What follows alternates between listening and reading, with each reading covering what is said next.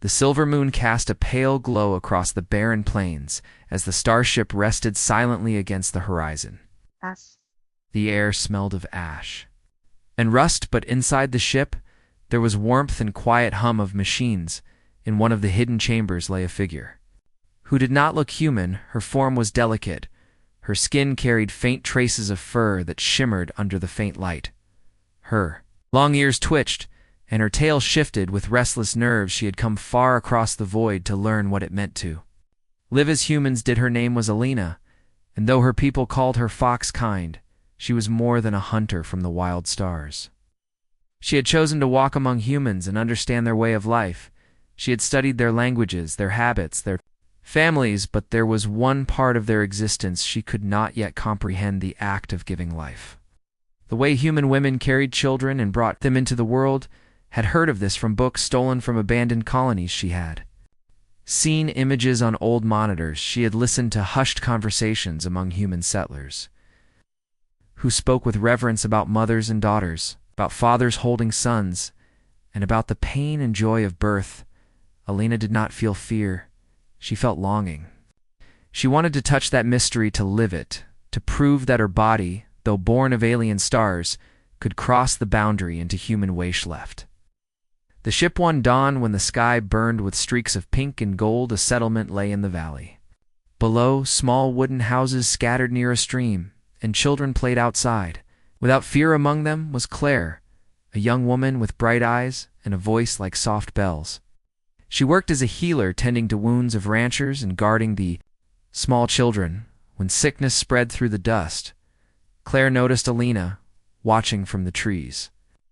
Their eyes met, and instead of running, Claire smiled and called her closer. From that moment, Alina found herself tied to Claire with a bond she had never known. Claire taught her how to walk in human clothes, how to cover her tail under long skirts, how to eat bread baked fresh, and how to sing songs under the stars. The villagers thought Alina was simply a traveler from distant mountains, but Claire knew better. She had seen the strange shimmer of Alina's skin and the way her eyes caught light in a way no human could. An evening, as the fire cracked between them, Alina whispered her question. She asked, "How do human women bring life into the world?" Claire's face grew soft. She explained. With simple words she spoke of bodies, changing of hearts, growing heavier of months of waiting, and the final storm of birth. Alina listened with rapt attention, her ears twitching at every word. She wanted not only to hear, but to try. She wanted to be human in the deepest way. Claire was taken aback. No stranger had ever asked such a thing. She warned Alina that pain came with the gift. She warned that many mothers bled. Many cried, many feared.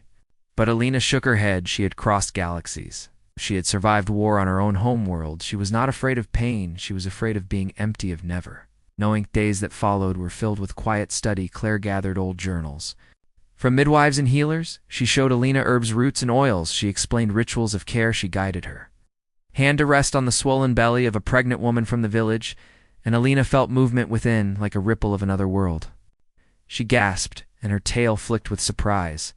The pregnant woman laughed softly, unaware of the alien truth before her hot night.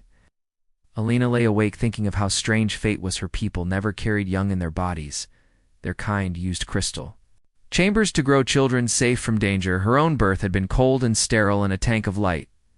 But here in this simple village, she had seen a woman sing to the life inside her. She had seen a man kneel beside his wife and speak to the unborn child as if it could already hear. This moved Alina more than she had words to explain. Claire saw the storm in Alina's eyes and felt both pity and admiration. She knew the alien girl wanted something no one had ever tried.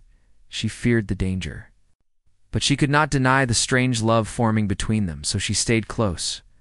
She held Alina's hand when doubt crept in, and she whispered courage into her pointed Erston.